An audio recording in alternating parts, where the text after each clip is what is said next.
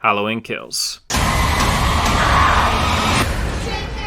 Halloween Kills is one of the most hype horror movies of the year, along with Lamb, Antlers, and Last Night in Soho. After the success of Halloween 2018, I think it's safe to say that most people were excited for a sequel, and I was one of them. And then Halloween Kills came out and, well... Gotcha. Okay, it's not that bad, but it's definitely a step down from Halloween 2018. I'll do this review in two parts because it's a new movie. I'll start with some minor spoilers in my initial recap and review, and then I'll do more serious spoilers later. If you want to skip those, I'll give you a little warning and you can go to the time code below to skip to the next review. The movie starts off where the last one ended and Cameron is walking around looking for Allison. Cameron was the boyfriend in the last movie, in case anyone forgot his name, because I sure as hell did. He comes across Deputy Hopkins. You all remember Hopkins, right? Stipple. So Cameron runs over to the body and, oh shit, he survived? Then we get a flashback that essentially retcons parts of the original film. What? Oh, come on! Why the hell did they do this? They went through all of the trouble of rebooting this franchise with Halloween 2018 taking place after the first movie, but apparently couldn't go off of what was already established in the original or in the 2018, so they had to pull new motivations out of nowhere. Doing this makes it seem like they didn't have a solid plan when they did Halloween 2018. And half of the flashback is just talking about the first movie. Is this really necessary? I find it hard to believe that there are many people seeing this movie who aren't familiar with the Halloween franchise. It has more timelines than fucking X-Men. Anyways, we jump back to present day and we get introduced to a lot of characters who were in the original cast, or mostly the original cast of the first movie. Nice touch. Most of this movie talks about the legend of Michael Myers and how he affected the whole town 40 years ago and is still talked about today pretty regularly, even though he only killed like 3 people, which is an insanely low kill count for a slasher movie. We jump forward to the burning house and we see Michael escape and kill a couple firemen. And after reading the articles and seeing petitions to have the film edited because apparently killing firemen in a horror movie crosses a line, even though Michael's killed cops and a child in the last movie, and we actually saw it. We saw Michael kill a kid, which was pretty shocking. It's been a hot minute since they showed a kid get killed in a movie, but killing firemen is considered too much. Going off of all of that, I expected more. His swings didn't have the best form or enough oomph on him, and worst of all, we only see half of them die and the other half get killed off screen. Whippy! So the killings make the news and the reporter shows the pictures of the 2 escaped inmates on TV. One is obviously Michael Myers, and the other one is not.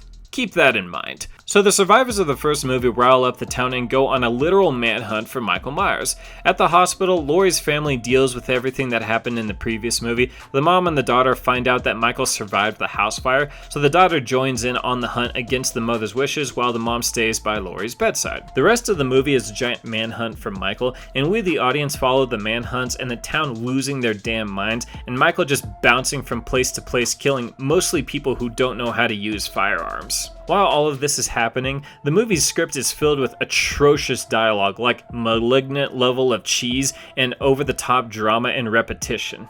But evil dies tonight. He's gonna die tonight. Evil dies tonight! Evil dies tonight! Evil dies tonight!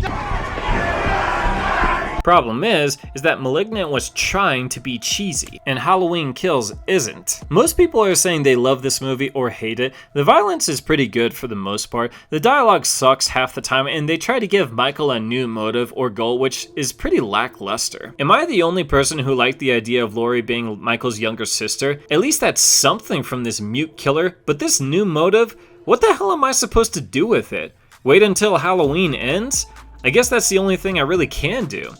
Overall, I thought the movie was okay. Definitely think the 2018 movie was better. Now I'm going into major spoiler territory, so jump to the next review with the time code below if you want to skip.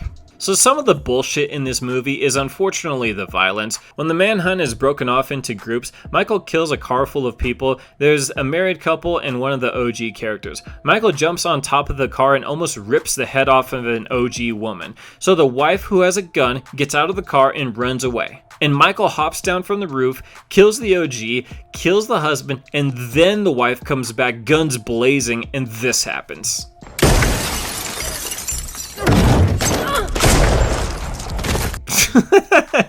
When I first saw this, I laughed my ass off. This is so fucking stupid, and such a forced way to portray this scene. So the wife just bolted after Michael almost kills someone from the roof? Keep in mind, she knows her husband doesn't have a gun, and she actually says she has gun experience before. What really would have happened is she would have gotten out of the car, taken a few steps back, and shot the shit out of Michael with the hand cannon of a Desert Eagle she's wielding. But no, it's early in the movie, so Michael has to seem not as tough as he is in the ending, and he has to survive this scene, so she just pisses off for the right amount of time for the other people in the car to die, and then comes back to get killed in a comical way. Michael does get a bit more decorative with his kills, which is fun, but it could always be more.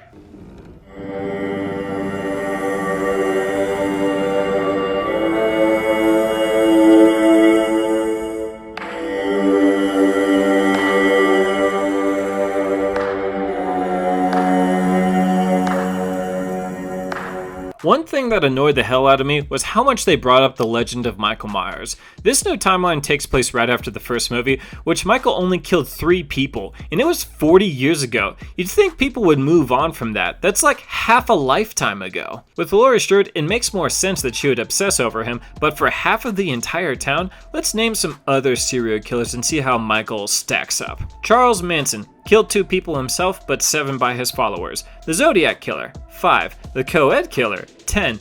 BTK, 10. The Golden State Killer, 13. The Night Stalker, 13. Jeffrey Dahmer, 17. Ted Bundy, 30. John Wayne Gacy, 33. The Green River Killer, 48.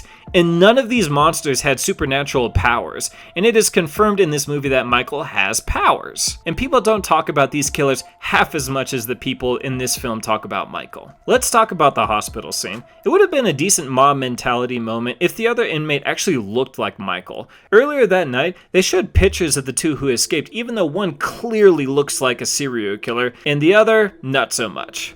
Also, how would they know whose pictures to show and not state their individual names? Like, how could they not know their names if they know exactly who escaped and were able to find their pictures? Michael also stands at least a foot taller than this guy. He also doesn't run away, or even run for that matter. 2 big giveaways that this guy isn't him. If anything, he looks more like Dr. Loomis from the first movie. I actually thought it was him until I realized that that actor died some time ago. Big John and Little John were a very dumb duo in this movie, and the backlash after the movie was released on their deaths was ridiculous. Michael kills a gay couple, ergo, that makes him a homophobe. That makes about as much sense as Netflix saying that by their statistics, that insert movie title is so scary that viewers didn't even finish it. Or people turned it off because they were really bored. I can think of plenty of boring ass movies that people would stop watching halfway through.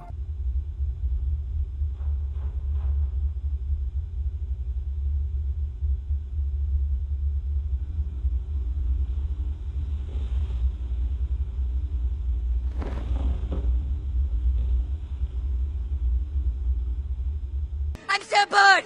Somebody help me! You know, Michael does kill several black people in this movie. Does that make him a racist? Little idiots! Idiots! Finally, let's talk about the ending. Not the obvious thing to poke fun at.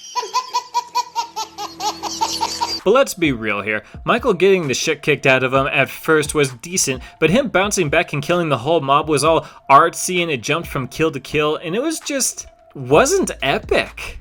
I want to see him flex some skill or some brute strength or something. By jumping from throat slice to throat slice takes all the oomph out of an epic fight. And the whole time he's racking up this kill count, we get a speech from Laurie Strode stating that every kill makes him transcend into something more than human. And also stating that you can't just kill him with brute force. So with those 2 nuggets of info, how are they going to kill him in the next film? It worries me that they're going to have to come up with some sort of bullshit way to defeat him. I mean, how else are they going to do it if not by brute force?